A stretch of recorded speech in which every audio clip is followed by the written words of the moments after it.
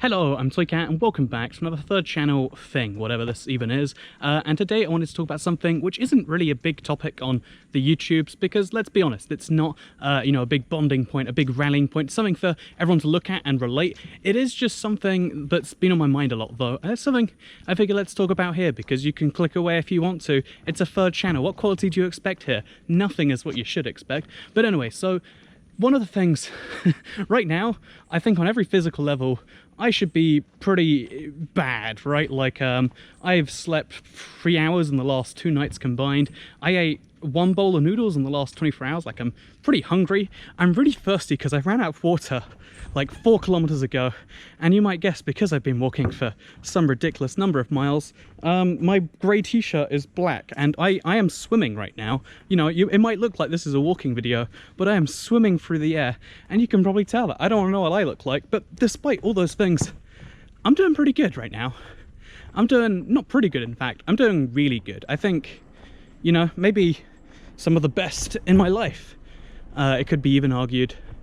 And it's really interesting because, I don't know, despite the relative circumstances, a lot of them at least, the ones that people usually assume are important, not changing too much, I would say I've gone from one of the great lows. By the way, I go down 2 stairs at a time. That's a thing people always spot when I make videos. It's just faster, man. Go 3 at a time if you really can. It's just sometimes you trip over if you do that. Like, it's a bit harder, looks a bit awkward.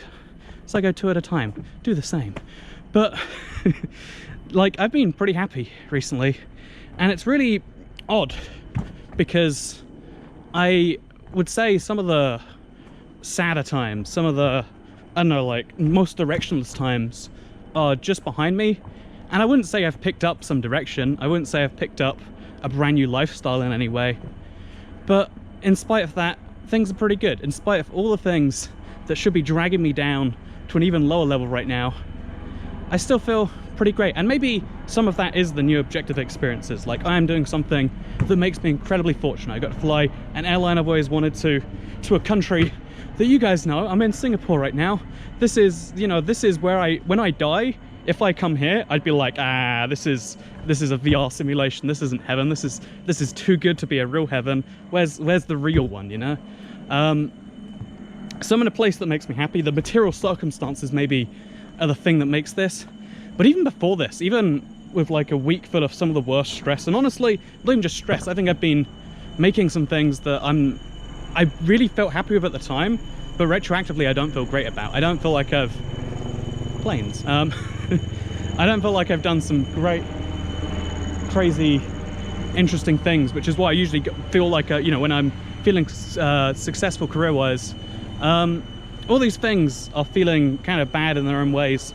But despite that, everything feels really good. And it's interesting because rather than just taking that and saying, I'm feeling good, man, I'm feeling happy, I'm feeling excited by so much, there's a part of me, and maybe there's a part of everyone, but it's definitely something that people that a lot of people tend to cling on to. I know it's a very common thing in the world.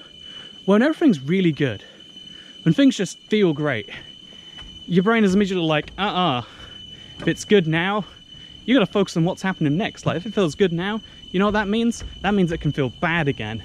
If it feels good now, you don't have a reason. You know what that means? It means it's fake happy. You don't get to feel good. What have you done to deserve feeling good, man? And I think self-bullying, you know, even though it sounds like a fun joke, like, yeah, bullying yourself, why would you do that?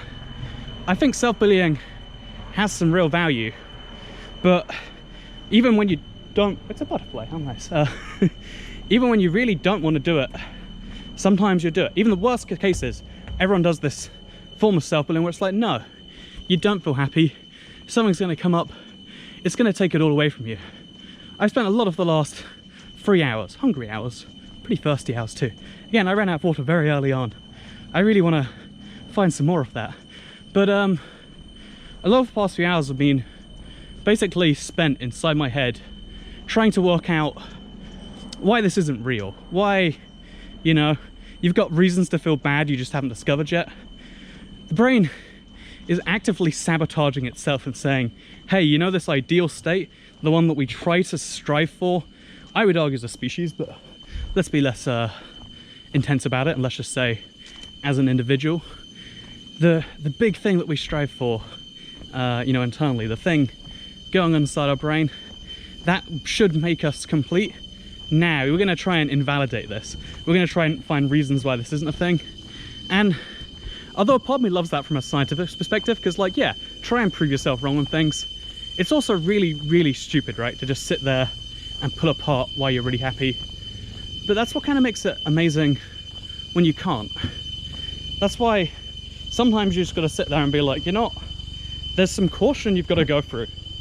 When things are good, you know, there's a reason there's phrases like no such thing as a free lunch, right? Because something, it's not really free. I don't actually know how that relates to what I'm saying. But there's a reason all these phrases exist where, like, things don't just get good, because we build a lot of our understanding as a species on everything is you go out and seek something, and then you come back from the wild with it, and you got yourself a big mammoth steak or something, and then you feel good because you have a mammoth steak. You eat tonight. That mammoth doesn't eat tonight because it's dead. It's been turned into a mammoth steak. And I think there's a lot of everything that's built on the idea that if you didn't earn something, if you didn't seek it out, if you didn't have all the steps before, it won't feel good. And I definitely think that you should be trying to aim for things. You should be aiming for happiness, etc., etc. But sometimes, isn't it wacky that despite all of that, sometimes it's just going to happen by itself. Sometimes, despite your entire life being aimed at finding a stable solution to, again, whatever your brain's key desire is, or our species' key desire is, maybe in spite of all of that, the way it really is things are random. Your brain is random. It's all random chemistry. It's all ups and downs. Maybe you should feel good about all of it. Maybe you should feel good about none of it. Maybe every time you go through something tragic, it's a sign that the good is about to come back.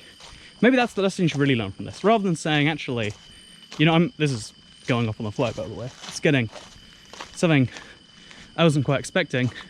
But I actually now think, what if instead of saying that, no, don't take apart your happiness, don't try and scientifically evaluate it, because, you know, it's a bad behavior, I'd argue, just take apart your unhappiness. What if you do the same with your unhappiness? What if we look at it scientifically and say, why are you sad?